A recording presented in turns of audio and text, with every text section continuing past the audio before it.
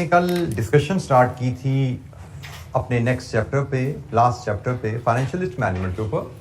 और financial risk management के chapter में हमने फाइनेंशियल रिस्क क्या है, फाइनेंशियल रिस्क की टाइप्स क्या हैं, और मार्केट रिस्क, फाइनेंशियल रिस्क की टाइप्स में से मार्केट रिस्क क्या है, और मार्केट रिस्क में फिर फॉरेन एक्सचेंज रेट रिस्क, यहाँ पे हम आए थे। फाइनेंशियल रिस्क से मार्केट रिस्क से foreign exchange rate risk, which is one type of market risk. हम फॉरेन एक्सचेंज रेट रिस्क पे आए, हमने आइडेंटिफाई किया फॉरेन एक्सचेंज रेट रिस्क है क्या, और बिफोर हमने कहा जिससे पहले कि हम रिस्क की डिटेल में जाएं और रिस्क मैनेजमेंट के टूल्स डिस्कस करें, हम फॉरेन एक्सचेंज रेट का मतलब थोड़ा समझ लें और फॉरेन एक्सचेंज बाय करना, सेल करना, इन ट्रांजैक्शंस को थोड़ा कैलकुलेट करना सीख लें।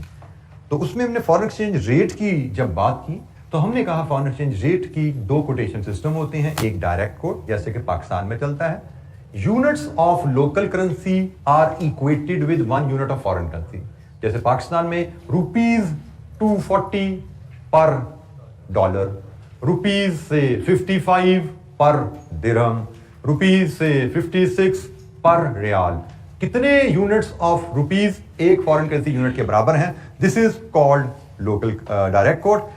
लेकिन there are some countries like in England, वहां पे इनडायरेक्ट कोट चलता है। इनडायरेक्ट कोट में आप अदरवाइज कोट करते हैं कितने यूनिट्स फॉरेन करेंसी के एक लोकल करेंसी के बराबर है।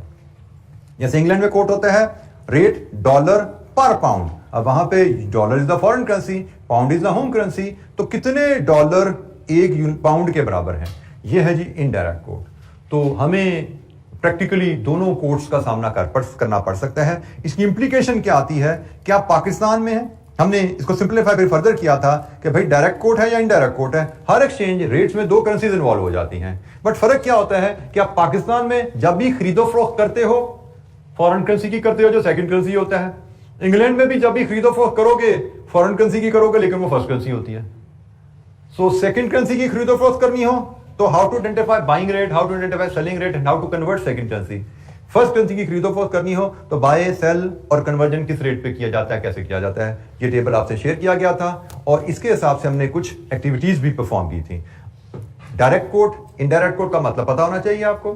फिर आपको यह भी पता होना चाहिए किसी भी इकोनॉमी में जब भी करेंसी की खरीदो फरोख्त की बात की जाती है वो फॉरेन करेंसी की खरीदो फरोख्त की बात की जाती है। पाकिस्तान में फॉरेन करेंसी सेकंड है, इंग्लैंड में फॉरेन करेंसी फर्स्ट है। हमें जब भी सवाल आएगा हमें देखना पड़ेगा कि भाई हमारे एक्सचेंज रेट में फॉरेन करेंसी कहां पे है, पहले नंबर पे है, दूसरे नंबर पे है। उसके हिसाब से हमें बाइंग सेलिंग के लिए रेट सिलेक्ट करना पड़ा करेंगे, ज़रब तकसीम का फैसला करना पड़ेगा।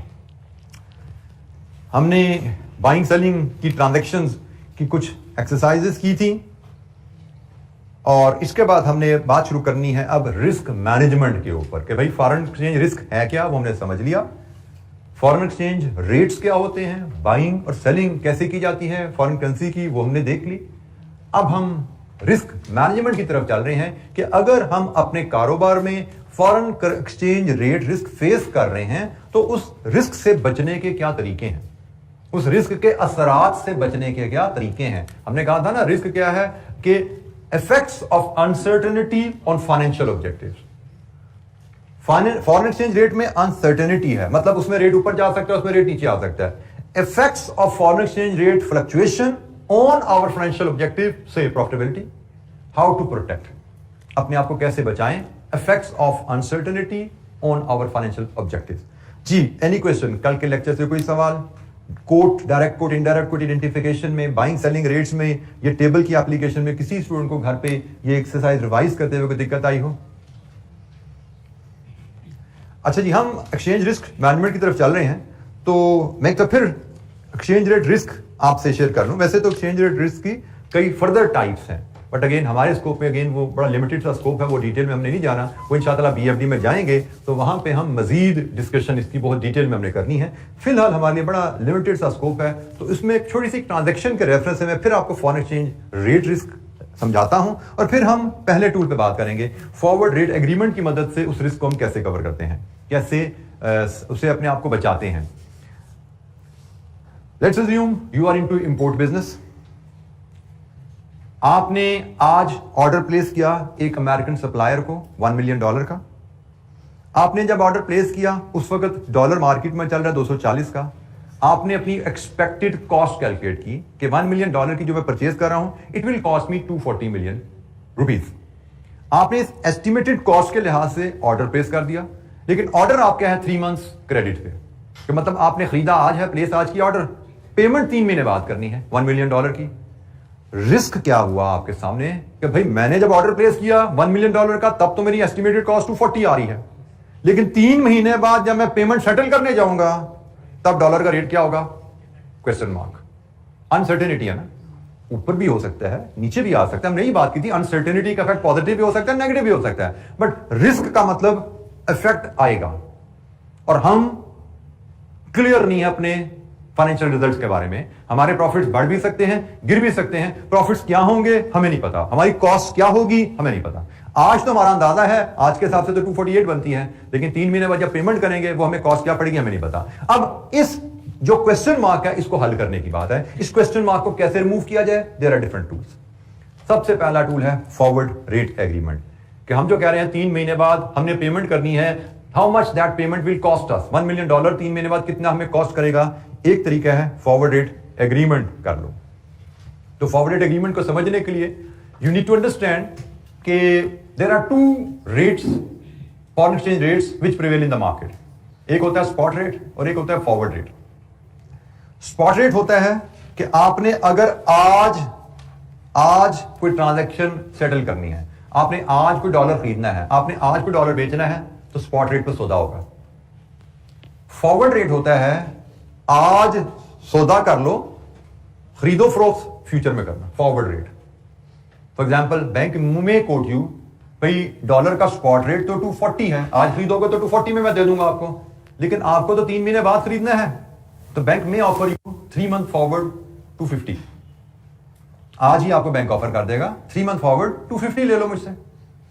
तो अगर तो आप वेट करना चाहते हो, चांस लेना चाहते हो और you want to remain exposed to risk, तो फिर नया एग्रीमेंट करो बैंक से, इंतजार करो, लेकिन रातों की नींदें उड़ी रहेंगी आपकी कि भाई डॉलर पता नहीं कहां जाएगा, उसके इफेक्ट मेरे प्रॉफिट में पता नहीं क्या आएंगे। दूसरा हल क्या है? आज ही बैंक ने जो रेट ऑफर किया ना 3 मंथ फॉरवर्ड, उस पर एग्रीमेंट साइन कर लो। अब जब आपने आज एग्रीमेंट साइन कर लिया 250 पे, अब रेट 270 पे जाए, 80 पे जाए या 180 पे आ जाए, आपकी सेहत पे असर नहीं है, ना पॉजिटिव असर आएगा ना नेगेटिव असर आएगा, क्योंकि हमने क्या कहा था, effect of uncertainty could be positive और नेगेटिव। और रिस्क मैनेजमेंट हम सीख रहे हैं, इनका मकसद क्या है कि इफेक्ट पॉजिटिव है या नेगेटिव है, आप उसके असरात से आजाद हो जाएं। तो जब तक आपने बैंक से 3 महीने बाद $1 नहीं खरीदे या खरीदने का एग्रीमेंट नहीं किया, आपके ऊपर उन असरात, you are expose to those effects. Exchange rate बदलेगा, उसके असरात आपकी कंपनी पे आएंगे। लेकिन अगर आप आज एग्रीमेंट साइन कर लेते हो कि 3 महीने बाद आप किस रेट पे बैंक से डॉलर खरीदोगे, 3 मंथ फॉरवर्ड रेट पे आज एग्रीमेंट साइन कर लेते हो, तो फिर आप डॉलर के उतार चढ़ाव के असरात से आजाद हैं। डॉलर ऊपर जाए, डॉलर नीचे जाए, आपका एग्रीमेंट हो चुका है बैंक से। आपको बैंक ने 250 रुपए रेट ऑफर कर दिया, जिसपे आपने साइन कर दिया। अब आपने 3 महीने बाद बैंक को 250 मिलियन देना है और उससे $1 मिलियन ले लेना है। आपके ऊपर मार्केट में डॉलर के उतार चढ़ाव का कोई असर नहीं आएगा। तो यह है जनाब कहानी स्पॉट रेट और फॉरवर्ड रेट की। हम फॉरवर्ड रेट एग्रीमेंट की मदद से अपने आप को फॉरेन एक्सचेंज रेट की फ्लक्चुएशन के असरात से बचा सकते हैं। हमने फॉरेन एक्सचेंज में कोई आज ट्रांजैक्शन एंटर हुए हम, और जिसने सेटलमेंट फ्यूचर में होनी है, हमें उस सेटलमेंट पर रेट बदल ना जाए, ये डर है।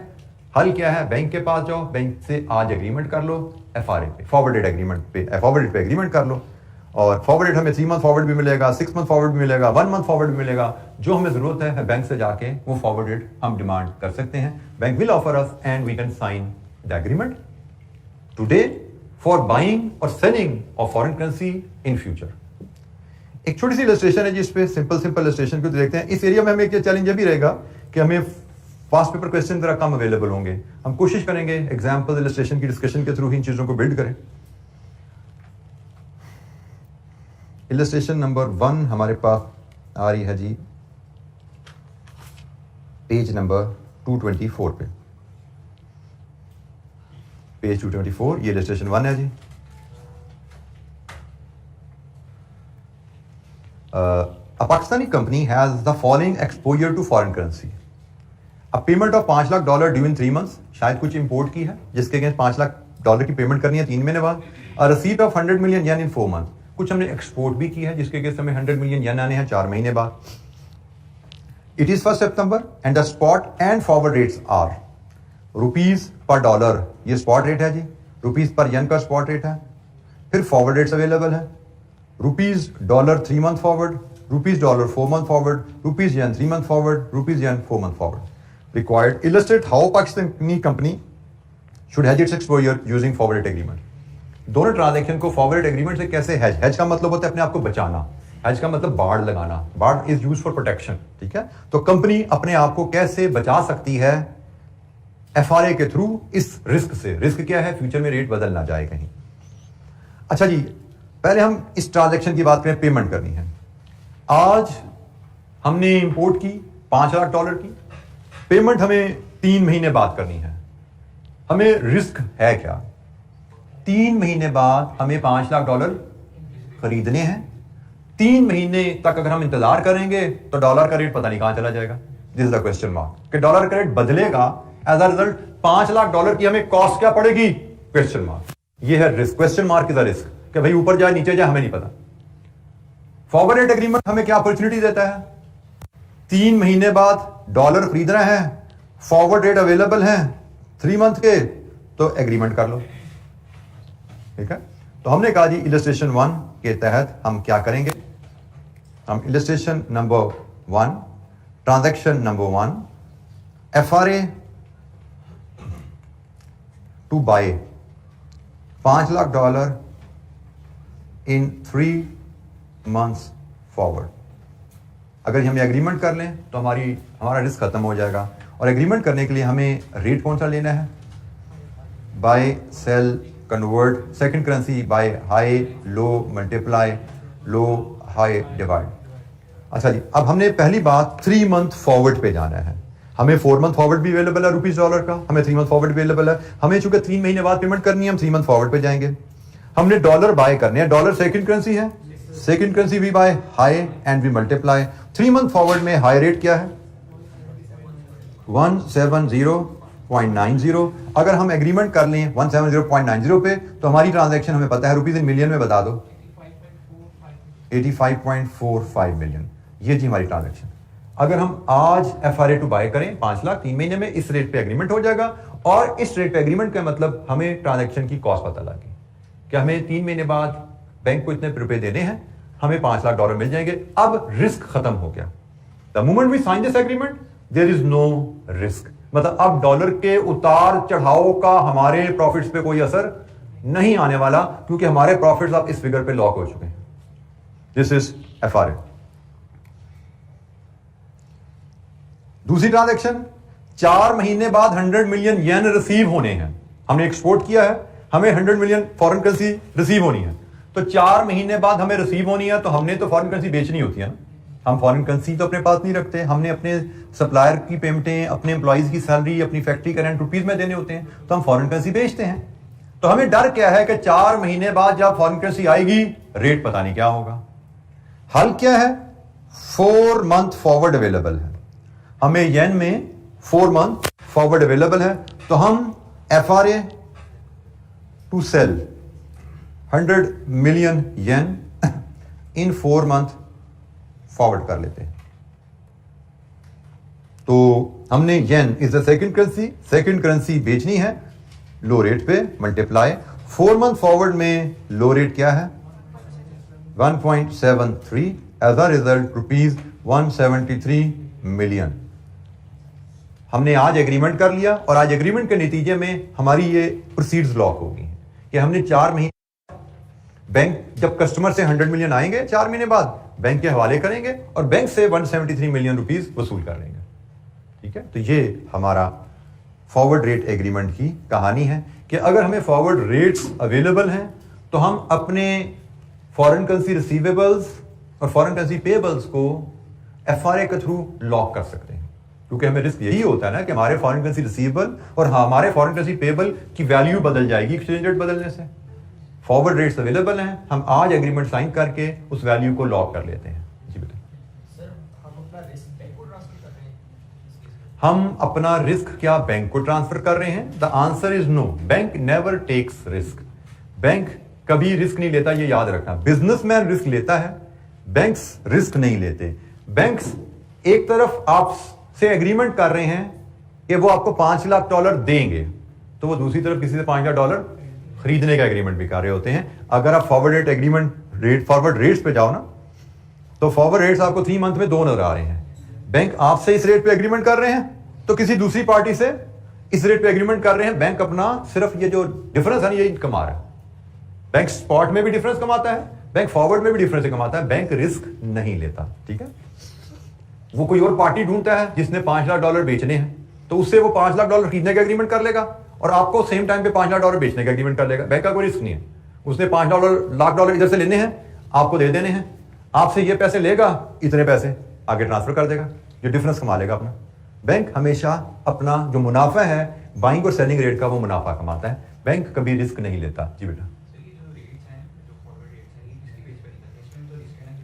फॉरवर्ड रेट्स कैसे निकाले जाते हैं, मैं यहां पे फिर बात कर दूं। फॉरवर्ड रेट कैसे आए, इसमें बैंक का रिस्क तो नहीं है। बैंक ने तो किसी से 170 या 45 पे खरीदने का एग्रीमेंट किया, बैंक ने आपको 170 या 90 पे बेचने का एग्रीमेंट किया, ठीक है। बैंक का रिस्क इसमें नहीं है। अब कोई रेट गलत है, सही है, एग्रीमेंट हो गया ना, ऑनर होगा, ठीक है। अब ये एक अलग सवाल है कि ये रेट डिटरमिन कैसे किए जाते हैं, ठीक है। वो देयर आर मेनी फैक्टर्स जिन पे फॉरेन एक्सचेंज रेट्स की मूवमेंट डिपेंड करती है। मैं 2 फैक्टर्स आपसे शेयर कर लेता हूं, बाकी बीएफडी में जाएंगे, उस पर बात होगी। इवन इनकी कैलकुलेशन भी हमारे स्कोप में आ जाती है। फॉरवर्ड रेट की एस्टिमेशन, फोरकास्टिंग, वो भी हमारे स्कोप में आती है, लेकिन बीएफडी में। फिलहाल मैं आपको सिर्फ ये बता देता हूं कि 2 कंट्रीज के दरमियान गोइंग फॉरवर्ड एक्सचेंज रेट कैसे मूव करेंगे। फॉर एग्जाम्पल, पाकिस्तान का और अमेरिका का एक्सचेंज रेट रूपी डॉलर गोइंग फॉरवर्ड किस डायरेक्शन में मूव करेगा। Factor number 1, expected growth of their respective economies. Pakistan की इकोनॉमी किस रेट से ग्रो करती नजर आ रही है, एक्सपेक्टेड क्या है इसमें ग्रोथ, से इट इज 5%। अमेरिका की इकोनॉमी की एक्सपेक्टेड ग्रोथ क्या है, से इट इज 7%। जिस कंट्री की इकोनॉमी ज्यादा ग्रो करती है, उस कंट्री की करेंसी स्ट्रांग होती है। So Pakistan versus America, American economy is expected to grow faster, so American dollar expected to grow stronger against Pakistani rupee. This is one factor, forecast किया जाता है। Another factor, inflation. इन्फ्लेशन की definition आपको याद होनी चाहिए, it is rise in prices और alternatively it is fall in value of money. अब पाकिस्तान में इन्फ्लेशन 15% है, अमेरिका में इन्फ्लेशन 6% है, तो पाकिस्तानी करेंसी की वैल्यू 15% सालाना से गिर रही है, अमेरिका की वैल्यू भी गिर रही है, बट वो 6% सालाना से गिर रही है। तो इन रिलेशन टू डॉलर रूपी, डॉलर विल गेट स्ट्रॉन्गर। तो गिर दोनों ही रहे हैं, लेकिन एक ज्यादा गिर रहा है, कम गिर रहा है, तो फासला बढ़ता जा रहा है। मुझे अभी भी याद है, कुछ साल पहले, बड़ी एक तो अमेरिका पे काफी पुरानी बात है, मैं बीएफडी की क्लास ले रहा था, उसको जारी पता इस कैफ लेवल पे ये रिस्क मैनेजमेंट नहीं होता था, तो बड़ी ह्यू एंड क्राई मची थी दुनिया में। अमेरिका की इकोनॉमी तबाह हो गई, अमेरिका की इकोनॉमी पता नहीं वहां पे क्रेडिट क्रंच का बबल फटा था, जिसके से बहुत बुरे वहां पे इश्यूज आ गए थे।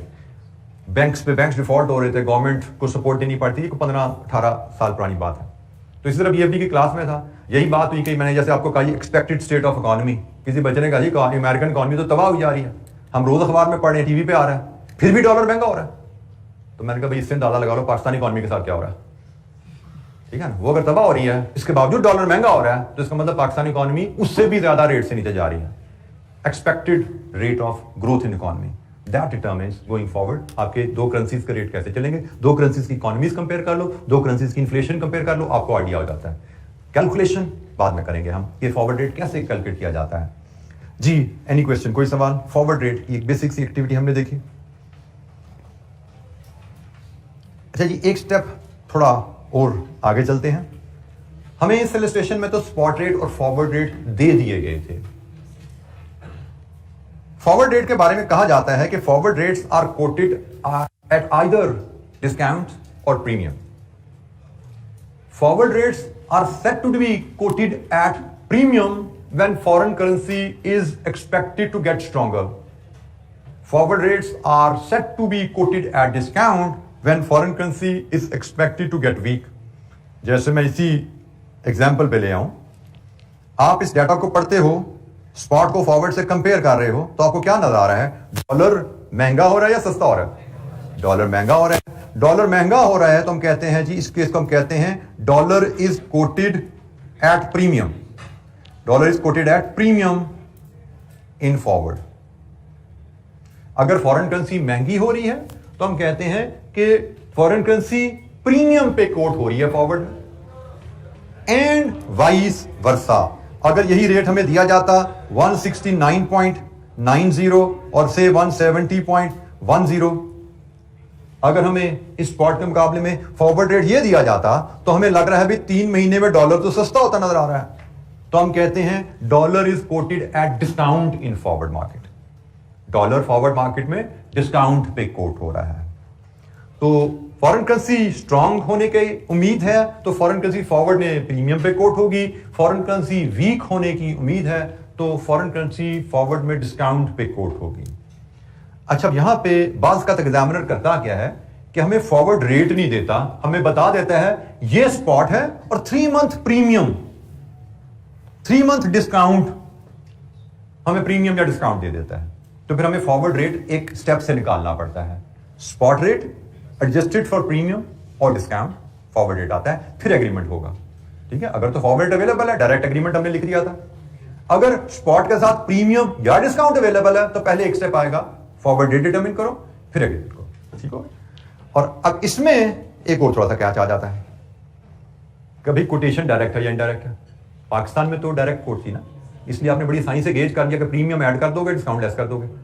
लेकिन इनडायरेक्ट कोट होगी तो उलट, प्रीमियम लेस होगा, डिस्काउंट ऐड होगा। तो डायरेक्ट इनडायरेक्ट कोट की पहचान बड़ी जरूरी रहेगी। आपको सवाल दिया जाएगा, आप उसको पहले गेज करोगे कि भाई मैं किस मुल्क के लिए काम कर रहा हूं और मेरी करेंसी जो है वो फर्स्ट है या सेकंड है, उससे आप गेज करते हो। आप डायरेक्ट कोट में डील कर रहे हो, डायरेक्ट में डील कर रहे हो, and this is the rule. Direct quote में जैसे आपने बड़ी आसानी से गेज कर लिया, प्रीमियम ऐड होता है, डिस्काउंट लेस होता है। तो इनडायरेक्ट कोट में बड़ा आसान है, इसको भी याद रखना कि उलट हो जाएगा भाई। जैसे वहां पे था ना, हाई का लो, लो का हाई, मल्टीप्लाई का डिवाइड हो गया, तो यहां पे भी वही कहानी है। पाकिस्तानी सिस्टम याद रखो, आसान है याद रखना, जो डायरेक्ट सिस्टम है। इनडायरेक्ट है तो उलट हो जाएगा। मतलब इसमें मुझे लगता है हमें कोई बहुत बर्डन नहीं दिमाग पे आता याद करने में, जिस तरह हमें बाइंग सेलिंग में सेकंड करेंसी का कोई बर्डन नहीं आता। सिर्फ याद रख लो, फर्स्ट करेंसी है तो उलट जाना है, बाइंग सेलिंग का रूल। फर्स्ट करेंसी है तो उलट जाना है, प्रीमियम डिस्काउंट का रूल। तो ये जिंदगी आपकी बड़ी आसान रह जाती है चीजों को याद रखना और अप्लाई करने में। अच्छा जी, अब हम छोटी सी एक्टिविटी डिस्काउंट प्रीमियम की करते हैं। ये एक्टिविटी 3 आपके पास है। अच्छा, इसमें छोटी सी किताब में टाइपो है, मैंने यहां पे ठीक की है।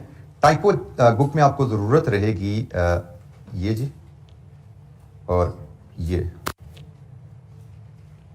ऐड कर लीजिए, ये आपके पास मिसिंग है। फिर हम इसको एलैबोरेट करते हैं। C is for cents and P for pence। ठीक है, C for cents, P for pence। अब हम इस पर मजीद बात करते हैं।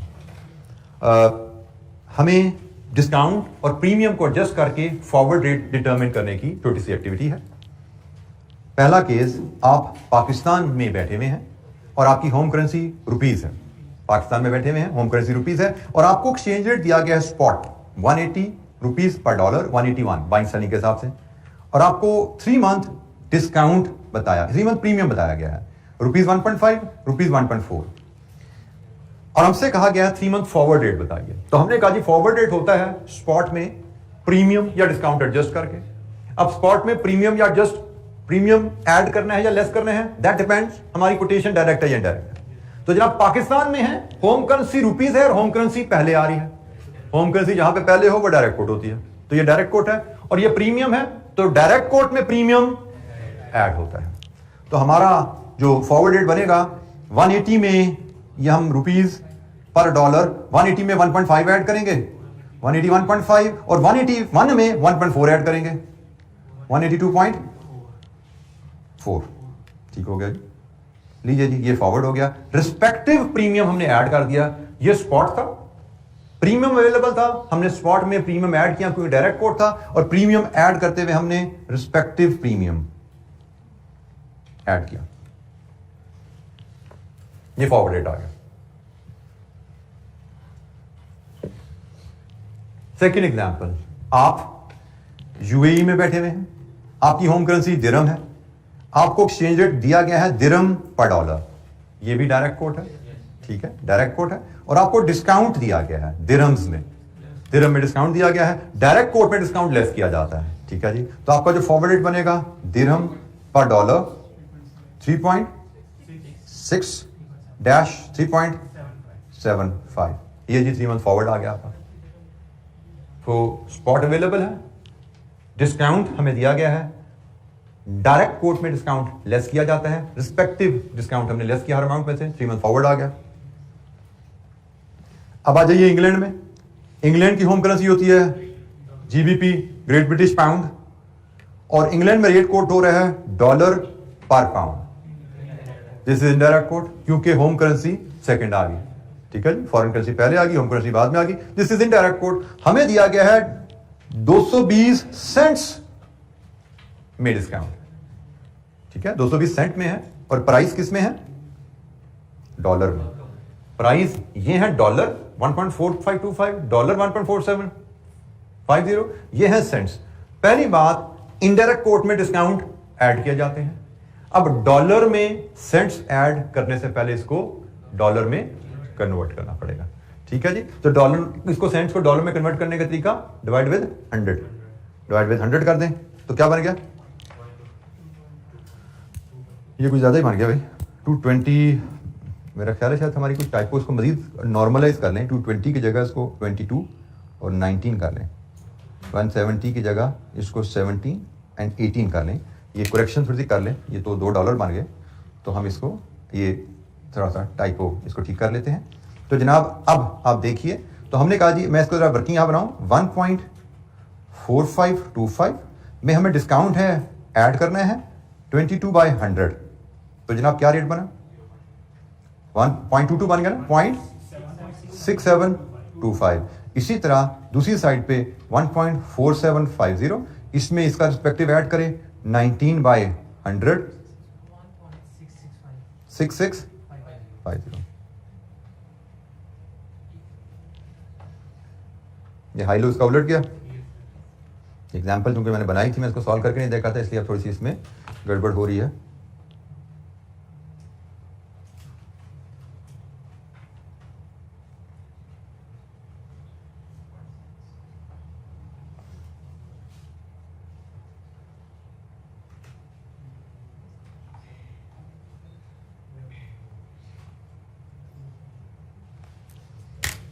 फिलहाल हमारा वो स्कोप नहीं है, हमने इसको देख लिया एडजस्ट कैसे करना है। डिस्काउंट है तो डिस्काउंट हमने ऐड करना है, ये हमारे पास रेट्स आ जाते हैं। हाई लो बदल गया कोई बात नहीं, इससे मैटर नहीं करता, हमारे ये फॉरवर्ड रेट बन गए हैं, असूल में बदलना नहीं चाहिए था। मैथमेटिकली थोड़ी सी हमसे एरर हुई है क्वेश्चन सेट करने में, कोई इशू नहीं। प्रिंसिपल हमने चेक कर लिया कि इनडायरेक्ट कोट में डिस्काउंट ऐड होगा, और ये भी इनडायरेक्ट कोट की कहानी है। ये क्या कहानी है जी? इसमें फ्रांस आपका कंट्री है, यूरो आपकी करेंसी है, और जीबीपी पर euro indirect coat, home currency second में आ रही है, इनडायरेक्ट कोट है, और ये प्रीमियम अवेलेबल है। यहाँ पे ये पाउंड्स हैं और यहाँ पे ये पेंस हैं, इनको हमें एडजस्ट करना पड़ेगा। इनडायरेक्ट कोट में प्रीमियम लेस किया जाता है, तो 1.2130 माइनस 17/100, 0.433, और यहाँ पे जीरो बिल्कुल ठीक है, 1.2275 माइनस 18/100, 75। लीजिए जी, ये हम कैसे स्पॉट रेट में डिस्काउंट या प्रीमियम को एडजस्ट करके फॉरवर्ड रेट पे जाते हैं। जी एनी क्वेश्चन, कोई सवाल? हमें एग्जाम में ये भी एक्टिविटी दी जा सकती है।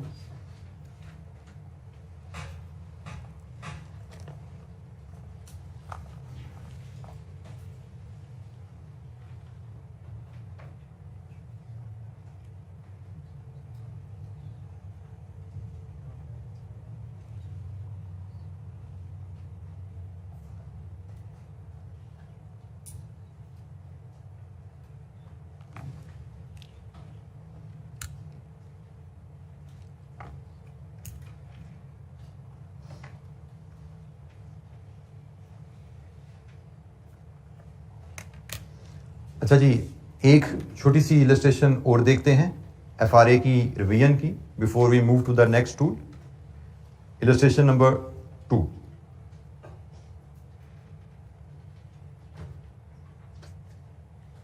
इलस्ट्रेशन नंबर 2 पेज 225 पे हमारे पास ये जी। अच्छा जी, इसमें भी छोटी सी मैं करेक्शन आपको मार्क करवा दूं। इसको आप 2.4 ले लीजिए, इसको 2.31 ले लीजिए, ठीक है। 2.4 एंड 2.31 सेंट्स प्रीमियम में है, ठीक है जी। A company expects to receive $75,000 in 6 months from a US customer and it wishes to hedge the exposure to currency risk by arranging forward agreement. The following rates are available. Spot rate dollar pound, UK company की बात हो रही है, dollar पर pound spot rates क्या है, और 6 month forward में प्रीमियम क्या है required. Calculate expected proceeds that UK company can secure with the help of FRA. अगर कंपनी एफआरए करे तो उसकी एक्सपेक्टेड प्रोसीड्स क्या रहेगी।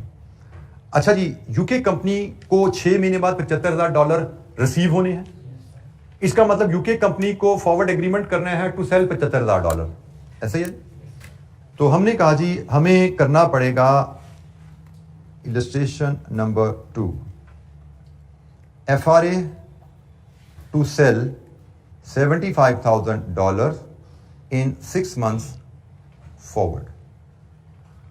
अब 6 मंथ फॉरवर्ड का रेट क्या होगा। हमने डॉलर फर्स्ट करेंसी बेचनी है, टेबल सामने है जी आपके। फर्स्ट करेंसी बेचनी है, लो रेट डिवाइड। तो जनाब 75,000 को डिवाइड करना है। पहली बात, लो रेट पे जाते हैं तो स्पॉट का लो रेट हमें अवेलेबल है 1.7530, बट ये स्पॉट का है। हमें तो सॉरी फर्स्ट करेंसी सेल करनी है, बिल्कुल ठीक है जी, high rate. First currency sell करनी है हाई रेट, ठीक है जी। मैंने कहा था गलती हो जाती है हमसे अगर हम इसको एक्यूरेटली फॉलो नहीं करेंगे। फर्स्ट करेंसी सेल करनी है हाई रेट 1.7540, डिवीजन है 1.7540, ये स्पॉट है। अब इसमें प्रीमियम एडजस्ट करना है। कोड डायरेक्ट है इनडायरेक्ट है, दिस इज इनडायरेक्ट कोड, ठीक है, क्योंकि हमारा रेट है ये डॉलर्स पर पाउंड, ठीक है। और हम यूके कंपनी के लिए काम कर रहे हैं। पाउंड सेकंड करेंसी है, जहां पे होम करेंसी सेकंड होती है वो इनडायरेक्ट कोट होती है, और इनडायरेक्ट कोट में प्रीमियम लेस किया जाता है, ठीक हो गया। तो जनाब इसमें से अब फॉरवर्ड रेट बनाने के लिए प्रीमियम लेस करेंगे। 1.7540 का रिस्पेक्टिव प्रीमियम है 2.31/100, इसको भी डॉलर में ले जाओगे तो जनाब क्या बनता है फॉरवर्ड रेट 1.709 लीजिए जी। ये है फॉरवर्ड रेट, ये है आपकी अमाउंट, ये है आपका साइन। तो एक्सपेक्टेड प्रोसीड्स बना लीजिए। एक्सपेक्टेड प्रोसीड्स आपकी एफआरए के थ्रू चलेंगे, आपको कितने पैसे मिलने वाले हैं। $75,000 इनटू दिस एक्सचेंज रेट कितने पाउंड मिलने वाले हैं।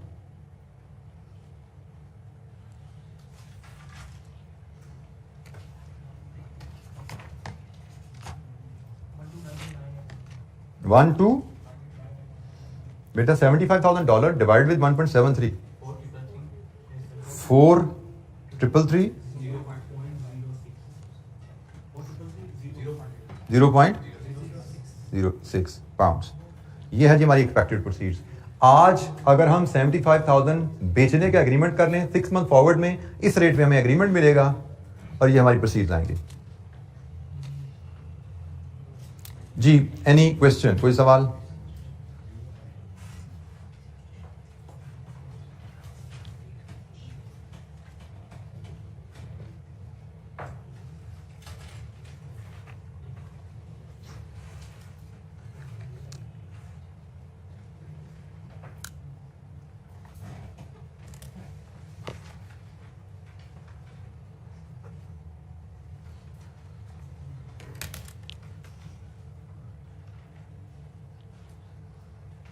जी कोई सवाल जवाब है।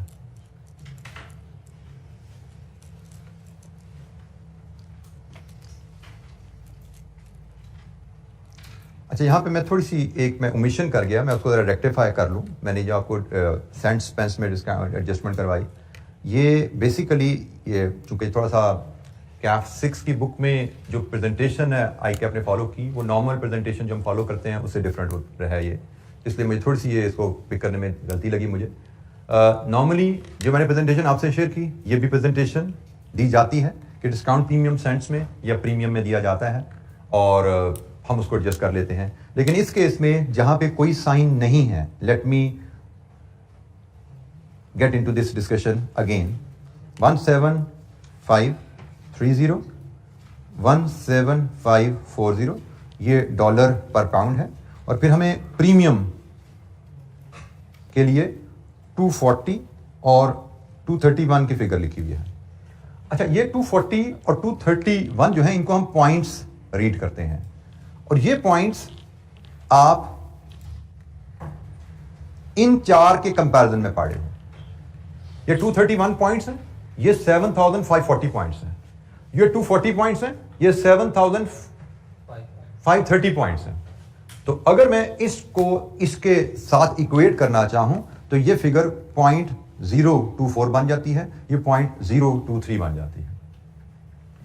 240 लिखा हुआ है, इसको आप इस टर्म्स में इक्वेट करो, 240 पॉइंट्स इसको कहा जाता है। 240 पॉइंट्स को आप इस टर्म से इक्वेट करो तो ये 7000 पॉइंट्स के आगे 7530 है, ये 240 है, इसको आप इक्वेट करो इसके साथ तो ये 0.024 बन जाता है, और ये 0.0231 बन जाता है। तो अकॉर्डिंगली बात वही है जो हमने कैलकुलेट की थी। ये जो कि है प्रीमियम लेस होना है, फॉरवर्ड रेट आपका ये 1.7309 है जो आपने कैलकुलेट किया था, ये कितना आता है 1.7290, ये आपका फॉरवर्ड रेट बन जाता है। तो पॉइंट जो मैं थोड़ा सा ओमिट कर गया था, ये पॉइंट्स में पढ़ा जाता है। 231 का मतलब ये आखिरी 3 डिजिट के इक्वल है, आखिरी 3 डिजिट के साथ इक्वेट हो रहा है, और आपने इसके साथ 0.0 लगा के 4 डिजिट कंप्लीट करने हैं। तो this is the premium figure in pounds, in dollar, sorry, यह फिगर डॉलर में बन गई। पॉइंट से हमने डॉलर में कन्वर्ट किया इस फिगर को।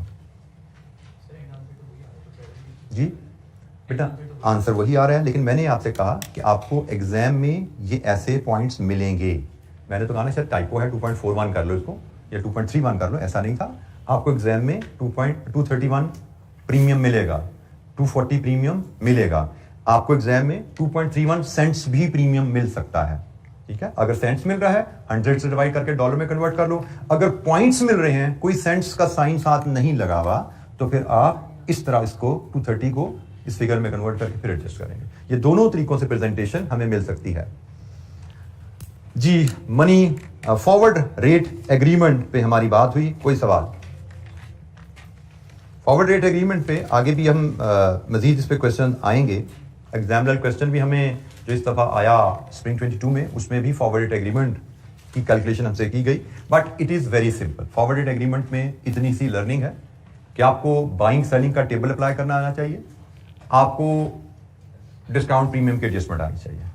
डिस्काउंट प्रीमियम की एडजस्टमेंट में पॉइंट्स हैं, सेंट्स हैं, डॉलर्स हैं, किस तरह आपने एडजस्ट करना है, कब ऐड कब लेस करना है, इतना ही है फॉरवर्ड रेट एग्रीमेंट। ठीक है, कि हमने ये, जैसे ये आप कह सकते हैं कि यही आपको एक एग्जामिनर क्वेश्चन है, ये आपको एग्जामिनर क्वेश्चन आपका 2 नंबर की वर्किंग जाएगी आपको एग्जाम में, यही डाटा दिया जाएगा इसी अंदाज में, इसके अलावा फॉरवर्ड में होता कुछ नहीं है, आपके स्कोप में कम से कम नहीं है। जैसे मैंने कहा एक एडिशनल एस्पेक्ट आता है कि ये प्रीमियम या डिस्काउंट कैलकुलेट कैसे करना है, वो हमारे स्कोप में नहीं है, वो BFD में पढ़ेंगे इंशाल्लाह जाके।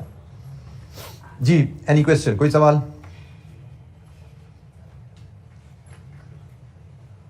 अच्छा जी, इसका जो नेक्स्ट टूल है उससे हम थोड़ा सा इंट्रोडक्शन ले लेते हैं।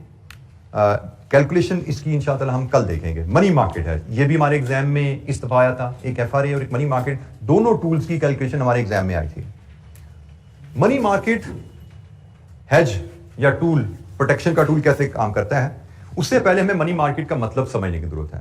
There are 2 types of market, you should be familiar with those by now. एक कैपिटल मार्केट, एक मनी मार्केट। कैपिटल मार्केट से मुराद होती है stock exchange. It is a market where you can invest और raise finance for the long term. Capital market में आप debenture issue करते हो, कैपिटल मार्केट में आप शेयर्स इशू करते हो लॉन्ग टर्म फाइनेंस रेज करने के लिए। कैपिटल मार्केट में एज एन ऑर्डिनरी इन्वेस्टर आप शेयर्स भी बाय करते हो, आप डिबेंचर भी बाय करते हो। तो आप ऑर्डिनरी इन्वेस्टर वहां पे लॉन्ग टर्म पैसा इन्वेस्ट भी कर रहा है और कंपनी वहां से लॉन्ग टर्म फाइनेंस रेज भी कर रही है। So capital market. Money market, banks. Money market से मुराद बैंक्स हैं, वेयर यू कैन इन्वेस्ट और borrow for the short term. Short term पैसा चाहिए, बैंक से उधार ले लो। शॉर्ट टर्म इन्वेस्टमेंट करनी है, बैंक में डिपॉजिट रखवा दो। सो मनी मार्केट और कैपिटल मार्केट क्या है? अब हम पढ़ने जा रहे हैं money market hedge. Money market hedge से क्या मुराद है? It is created using a short term deposit and a short term loan. Foreign currency risk है, उसको किस तरह हम एक शॉर्ट टर्म डिपॉजिट और एक शॉर्ट टर्म लोन, दो मनी मार्केट ट्रांजैक्शन के थ्रू हम कैसे हेज करते हैं। एफआरए में हमने एक एग्रीमेंट के थ्रू रिस्क कवर किया, मनी मार्केट में हम 2 ट्रांजैक्शंस के थ्रू ये रिस्क कवर कर सकते हैं। ऑप्शंस हैं, एफआरए करना है वो कर लेना, मनी मार्केट करना है वो कर लेना। बाज़ का आपको एफआरए अवेलेबल ही नहीं होता, मनी मार्केट करना पड़ता है। बाज़ का मनी मार्केट अवेलेबल नहीं होता, एफआरए करना पड़ता है। बाज़ का दोनों अवेलेबल होते हैं, आप देखते हो अच्छा क्या है, मेरे लिए बेहतर क्या है, उस एग्रीमेंट करोगे। तो हम मनी मार्केट को हम नेक्स्ट टू डिस्कस करेंगे कि एक शॉर्ट टर्म लोन और एक शॉर्ट टर्म डिपॉजिट, इन 2 मनी मार्केट ट्रांजैक्शंस की मदद से हम फॉरेन करेंसी रिस्क को कैसे हेज कर सकते हैं। हम 1 बाय 1 डिस्कस करेंगे। फॉरेन करेंसी पेमेंट की हेजिंग का तरीका, डिपॉजिट और लोन से क्या है, फॉरेन करेंसी रिसीट की हेजिंग का तरीका, डिपॉजिट और लोन की मदद से क्या है। कल हम मनी मार्केट हेज की डिस्कशन करेंगे, उसकी जब इलस्ट्रेशन कर रहे होंगे ना, तो पहली इलस्ट्रेशन के बाद अगली इलस्ट्रेशन में साथ एफआरए की रिवीजन भी हमारी आएगी। ठीक है, मनी मार्केट और एफआरए दोनों यहां पे आएंगे। तो हमारी कोशिश होगी कल हम ये मनी मार्केट भी कंप्लीट करें और इसके साथ एफआरए की भी रिवीजन्स को हम यहाँ पे टच कर सकें इंशाअल्लाह। तो आज के लिए हम बात यहीं पे कंप्लीट करते हैं, कल इंशाअल्लाह डिस्कशन को आगे लेके चलेंगे। थैंक यू, अस्सलाम वालेकुम।